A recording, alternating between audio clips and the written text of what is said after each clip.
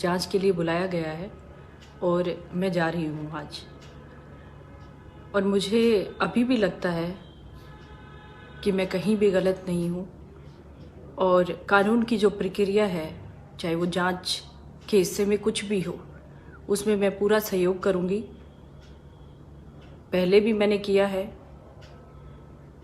जिस तरह से समाज में अच्छे कामों को लेकर मैंने अपनी भूमिका निभाई है, उसी तरह से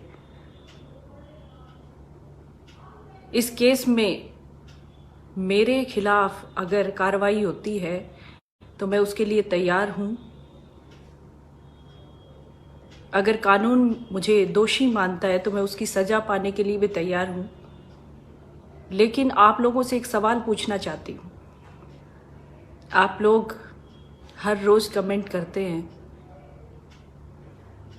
कि किसान की आवाज़ उठाने वाला कोई नेता नहीं है क्या, सब नेता बिके हुए हैं, ऐसी सरकार है कि किसान के लिए कुछ नहीं करती। सरकार किसान के लिए बहुत कुछ कर रही है। जब मैंने किसान की आवाज़ उठाई तो मुझे दबाया जा रहा है। अब कहाँ है वो लोग पूछने वाले कि किसानों का साथ देने वाला कोई नेता क्यों नहीं आता। जब मैं आई हूँ तो मुझे दबाने और कुचलने में लग गए। एक सवाल और पूछना चाहती हूँ। हरियाणा में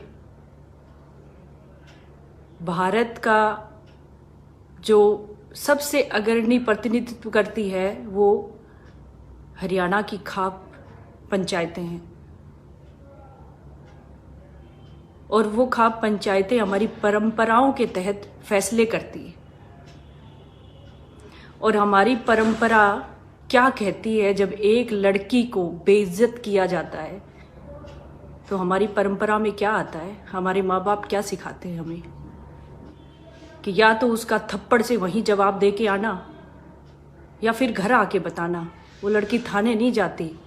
ये हमारी परंपरा का हिस्सा है। आप लोगों से पूछती हूँ, आपकी माँ, बहन, बेटी के साथ अगर इस तरह का दुर्व्यवहार होता है तो भाई जाता नहीं है क्या लठ उठा के उसको पीटने के लिए? थाने नहीं जाता, वो उसका सबक सिखा के आता है। रोज सवाल करते हो, इतनी रेप की घटनाएं हो गई, इतने अपहरण हो गए, निर्भया जैसे कांड हुए, कैंडल मार्च निकालने के लिए खड़े हो जाते हो इंडिया गेट पे।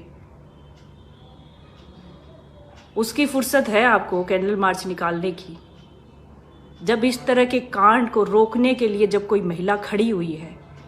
एक घटिया मानसिकता, घटिया प्रवृत्ति का आदमी जो हमारे समाज को निर्भया कांड जैसे अंजाम देने के लिए बार बार उकस रहा है, जब उसको मैंने दबाने की कोशिश की तब मेरे ही खिलाफ खड़े हो गए।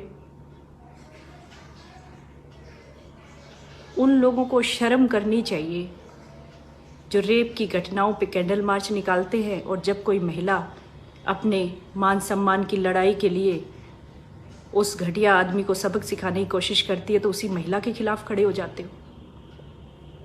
अपनी माँ बहनों के सम्मान को बचाने के लिए क्या लठ नहीं उठाते आप लोग? मैंने कौन सा गलत कर दिया? मैंने कौन सी अपनी परंपरा का उल्लंघन कर दिया जो बार बार मुझे कोस रहे हो? फिर भी मैं अपने फैसले पे कायम हूँ। मेरा तो यही मानना है, अगर ऐसे दरिंदे समाज में है तो उनका खात्मा बहुत ज़रूरी है। सबक सिखाना ज़रूरी है, उनको सही रास्ते पे लाना ज़रूरी है।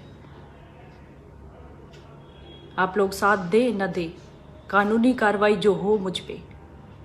वो आदमी बार बार कहता है कि अपने नेताओं से प्रेशर बनवा रही है समझौते के लिए। नहीं, मैं कोई प्रेशर नहीं बनवा रही।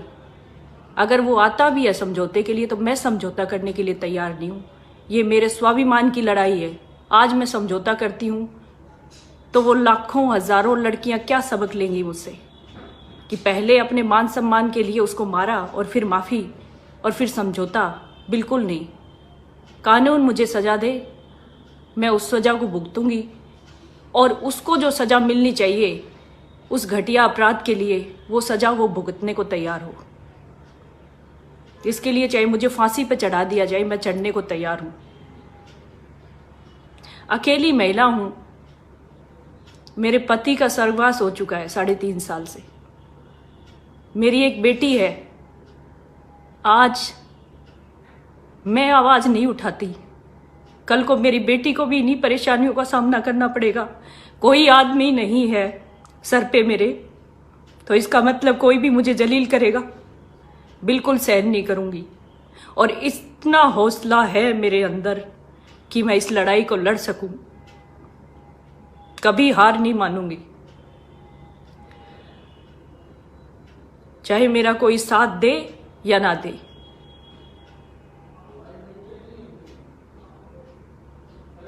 बिल्कुल हार मानने वालों में से नहीं हूं। इसी हौसले के साथ लड़ती रहूंगी, खड़ी रहूंगी।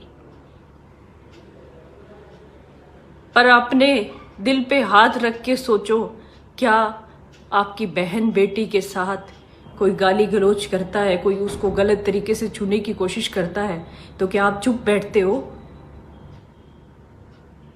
या आप थाने जाते हो पहले? पर जिन लोगों का जमीर मर चुका है वो मुझे गालियां देंगे, लेकिन जिनका स्वाभिमान जिंदा है और जो अपनी माँ बहन बेटी की इज्जत को बरकरार रखना चाहते हैं, कभी उस आदमी के फैसले में उसका साथ नहीं देंगे। अगर मैं गलत होती तो मेरे चप्पल मारने वाला जो वीडियो दिखाया गया, उसके बाद से लगातार सब लोगों को जो हकीकत मालूम हुई, सब लोग मेरे साथ आए, सब ने मुझे फ़ोन किए, सब ने सपोर्ट किया। उन लोगों का धन्यवाद करती हूँ जो मेरे साथ खड़े हैं, जो रोज़ मुझे फ़ोन करके हौसला देते हैं। बस यही कहना चाहती हूँ।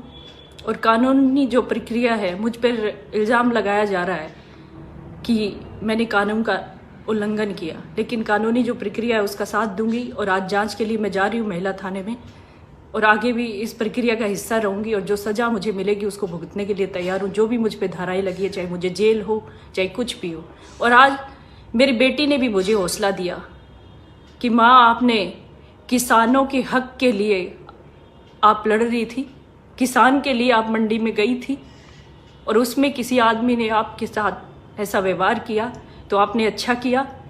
और जेल जाना कोई बुरी बात नहीं है। अगर आप अच्छे कर्म के लिए जेल जाते हो तो उसमें आपको डरने की ज़रूरत नहीं है।